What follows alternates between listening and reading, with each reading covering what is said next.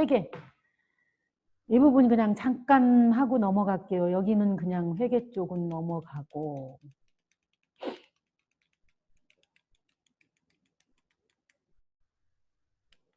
여러분들이 회사를 차렸을 때 매일 해야 될 게 있어요. 매일 기록해야 될 거.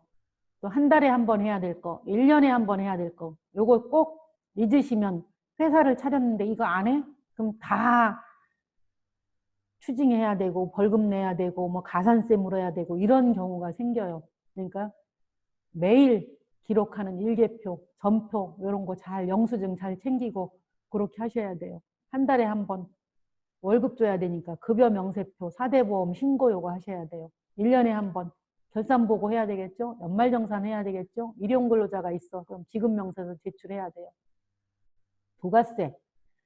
개인인 경우는 3개월에 한 번인데, 6개월에 한 번인데, 법인인 경우는 3개월에 한 번이에요. 그러니까 여러분들 지금 제가 강의한 게 영농조합법인, 농업회사법인 얘기했죠. 그러니까 그 부분은 3개월에 한 번씩.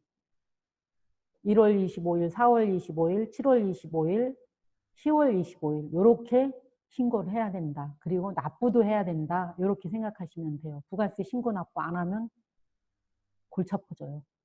그러니까 그런 거는 세금 추징도 당해야 되고 여러 가지 문제가 생기니까 잘 하셔야 돼요. 세무. 그러니까 일반적으로 회계도 중요하지만 세무가 저는 더 중요하다고 생각이 돼요. 우리나라가 이제 기업회계 기준에 따라 그 장부 작성을 했어도 세법에 따라 세무 조정을 해야 돼요. 그게 이제 세무 쪽이라고 보시면 돼요. 그럼 여러분들은 우리 기업이 어떤 그 제도를 따라야 되지?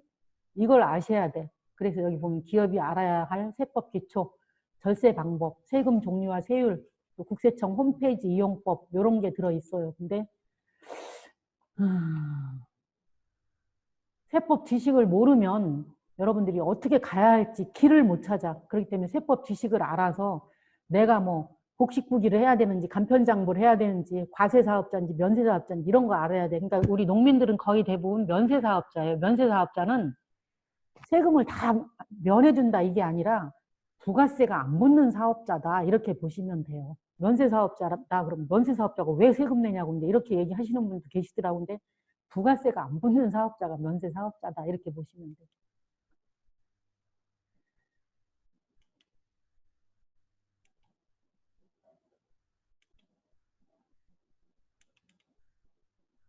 그리고 여러분들은 영수증을 꼭 챙기셔야 돼. 회사를 운영을 하시려면.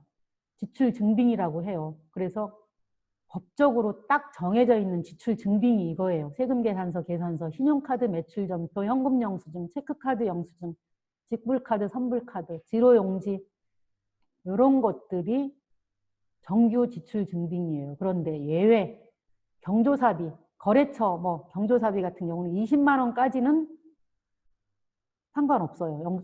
정규 지출 증빙이 아니어도. 정액 출장비 3만 원 미만 이런 거 괜찮아요. 그리고 농업인, 임업인, 어민 이런 사람들하고 직접 거래했을 경우 아까 제가 예를 들어 드린 게 그 식당에 농산물을 판매하는데 영수증 끊어달라고 한다 그렇게 했을 때 제가 사업자 등록 없어도 된다고 그랬죠. 농업경영체 등록증 요거 있으면 판매할 수 있고 그분도 사는 식당도 영수증 처리할 수 있어요. 이런 경우 그런 경우는 정규 지출 증빙이 아니어도 상관없다. 그렇기 때문에 우리 농임 임업인들 이렇게 활용하시면 됩니다.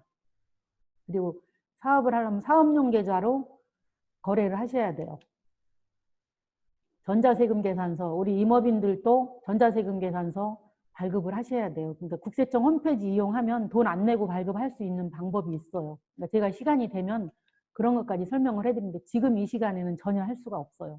그리고 여러분들이 추징당하고 또 뭐 세금 내야 되는 거 뭐 세금 고지서 받고 이거 다 후회하셔요. 그렇게 하지 말고 요걸 잘 챙겨. 사업자 등록부터 하고 사업 시작하기, 장부 기장 꼭 습관 들이기, 거래 증빙 챙기기, 요거 정규 지출 증빙 쓰기, 받기, 전기, 가스, 전화, 뭐 핸드폰 요금, 인터넷 요금 이런 것도 사업자 등록증 주고 여기로 발급해 주세요. 그럼 거기에 뭐가 붙어요? 다 여기 부가세 붙어요. 그럼 10% 부가세 공제받을 수 있어. 이런 것도 다 이용하시면 돼요. 대금 지급, 현금 쓰지 마세요. 카드 쓰세요, 카드. 그리고 권리금 이런 것도 줘도 뭘 할 때 권리금을 줘야 돼. 뭘 줘야 돼. 뭐 기계 흔 거 사왔어. 그 농기계 뭐 하는 거 흔 거 사왔어. 그냥 현금 떡 주고 사오지. 그럼 경비 처리 하나도 못 해요. 그거 통장 송금 해줘요. 통장 송금. 이렇게 해주면 여러분들이 경비 인정 받을 수 있다.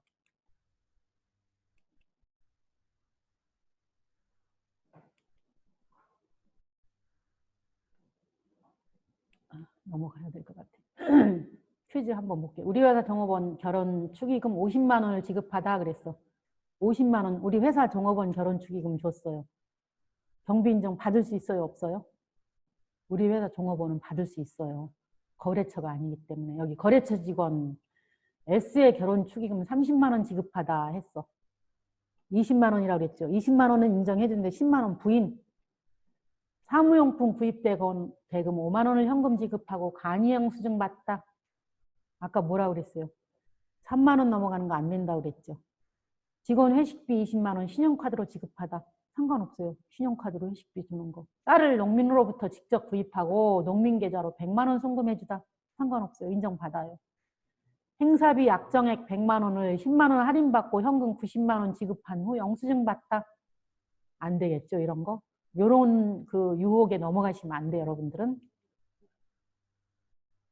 세금 굉장히 많아. 근데 국세하고 지방세로 크게 구분을 할 수 있고 여러분들이 이제 내는 게 국세, 지방세 다 해당이 돼요. 기업은 부가세 내요. 사업자 등록하시면 부가세 무조건 해당된다고 보시면 돼. 법인세, 종합소득세, 개인인 경우 종합소득세, 근로소득세, 지방소득세, 사업소세. 사업소세는 뭐냐면 사업장 면적에 따라 또 종업원 수에 따라 이렇게 내는 세금이 있어요. 또 보험료 이거 굉장히 커요. 국민연금, 건강보험료, 고용보험, 산재보험료, 사회보험료가 인건비 지불액의 10%가 넘는다. 이걸 꼭 아셔야 돼. 사업하시기 전에. 부가세 아까 개인인 경우는 6개월에 한 번씩 하는데 법인인 경우는 3개월에 한 번 한다고 그랬죠. 법인세하고 소득세. 법인세는 세율이 10%에서 25%인데 소득세는 6%에서 42%가 아니라 이제 45%까지 올라갈 거예요. 그렇게 법이 바뀌면 그렇게 돼요. 그리고 그거의 10%가 지방소득세, 무조건 따라가야 되는 세금이다. 이렇게 보시면 돼요.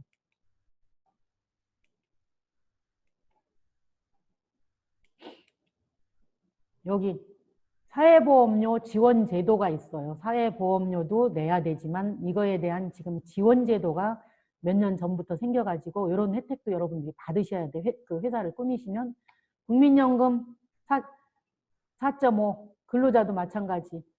건강보험료, 장기요양보험료, 산재보험료는 전부 다 회사만 부담을 해요.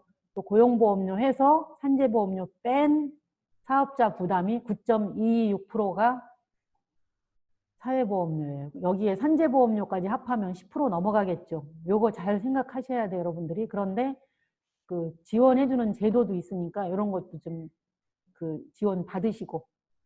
산재보험료율 우리 임업 5.8%, 농업 1000분의 5.8이에요. 농업 1000분의 2. 요렇게 지금 임업이 1000분의 5.8 높죠. 다른 것보다. 이게 왜 그러냐면 임업인들이 이만큼 사고가 많다는 얘기예요. 그렇기 때문에 제 강의를 들으신 분들은 사고 조심하셔야 돼요. 이게 이제 국가에서 통계가 난 거기 때문에 임업의 사고율이 높다 이 뜻이라고 보시면 돼요. 여기서.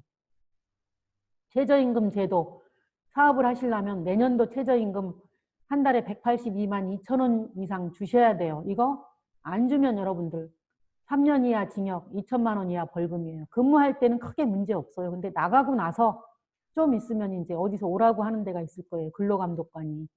그때 이런 것 때문에 부르는 경우가 허다해요. 그러니까 잘 지켜서 하시고 그리고 근무 시간이 하루에 8시간 근무시켜라 이 법 없어요. 하루에 6시간 근무시켜도 돼요. 4시간 근무시켜도 돼요. 그렇기 때문에 저는 이제 강의하면서 항상 사업주 입장에서 강의를 해요. 근로자들 근무시킬 때 밥 먹는 시간, 담배 피는 시간, 전화하는 시간 이거 근로시간 아니에요. 그러면 딱 50분 일하고 10분 동안 그 시간에 담배 피고 와. 전화하고 와. 이렇게 해도 상관없어요. 그런 것도 여러분들이 사업을 하시려면 잘 생각을 하셔야 될 부분이라고 제가 생각해요. 일자리 안정자금 이런 것도 지원해 주는 경우가 있으니까 이용하시고, 또 근로장려금, 뭐 자녀장려금 이런 그 국가에서 지원해 주는 제도도 있는데 이런 건 거의 모르시더라고. 제가 이런 얘기 했더니 깜짝 놀라요, 사람들이. 그래서 이런 것도 좀 혜택 받으시는 게 좋을 것 같아요. 시간이 되면 국세청 홈페이지 이용하는 방법도 해드리는데 지금은 이제 안 되겠어요.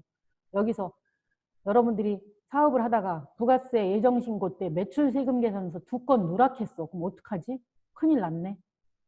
확정신고 때 내고 신고하고 가산세 좀 물면 돼요. 이런 거는.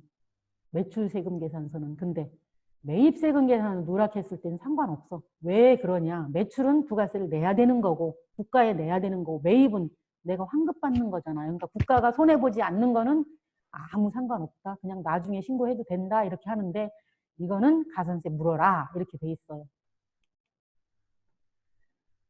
이상으로 강의는 마치고 이제 질문사항. 네. 사회적 기업도 세제 혜택이 같나요? 사회적 기업은 더 있죠, 세제 혜택이.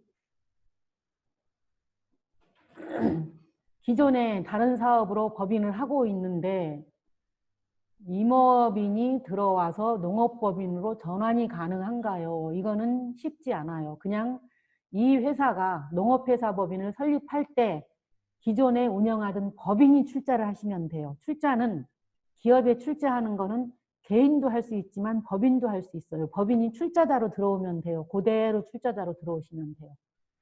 농지취득세 면제 받으려면 법인 어떻게 설립하는지 다시 설명 부탁드려요. 이거는 취득세 면제 받으려면 농업회사법인, 그러니까 영농조합법인은 5명 이상의 농업인이 있어야 되니까 저는 그냥 주식회사, 농업회사, 법인을 기준으로 얘기를 할게요. 농업인 한 사람 있으면 돼요.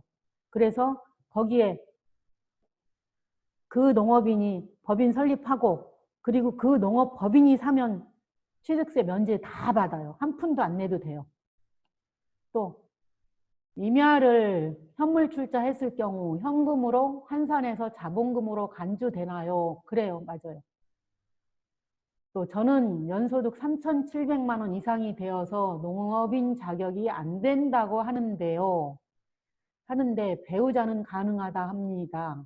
농업법인은 배우자가 가능하겠죠. 돼요. 배우자가 농업인이 되고 그 농업인이 법인 설립 주체가 돼서 농업법인을 배우자로 해도 돼요. 근데 연소득 3,700만 원이 넘어도 직접 농업을 하면 농업인이 될 수 있어요. 저도 농업인이거든요.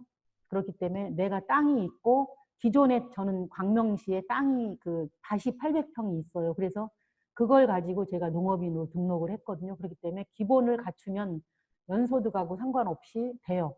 그러니까 어디에 그냥 얹어서 가려고 하면 안 되고. 법인 설립 시 의료보험, 국민연금, 산재보험 등도 상승되지 않나요? 이런 상승보다 세제 혜택이 더 많은가요? 법인 설립을 하면 법인에서 내는 거죠. 법인에서. 법인을 설립해서 법인에 출자하면 내 재산은 없는 거예요. 내 재산을 법인에 다 출자했다 그러면 여러분들이 개인 산재보험료, 개인 국민연금이나 의료보험료 내는 것보다 더 낮아질 수가 있어. 법인에서 다 커버가 되기 때문에.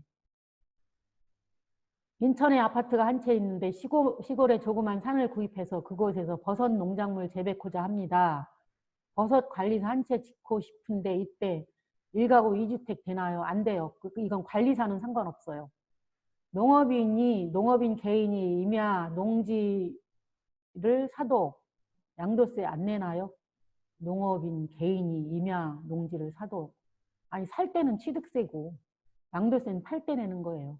농업회사법인 설립 때 농업인 1명이 필요하다고 하는데 부부간 맞아요. 농업회사 법인 주식회사 설립할 때 농업인 한 사람 꼭 들어가야 돼요. 부부간 토지 매매 가능한지요? 가능은 해요. 그런데 왜 매매로 해요? 차라리 증여 뭐 이렇게 하시는 게 낫지. 증여하면 양도세는 안 내도 되니까 증여나 그런 방법으로 그 농지가 뭐 이렇게 크지 않으면 증여 방법이 제가 봤을 땐 나을 것 같아요. 귀농해서 부모님과 함께 살기로 결정했습니다. 1주택 1세대가 좋을까요? 아니면 1주택 2세대가 좋을까요?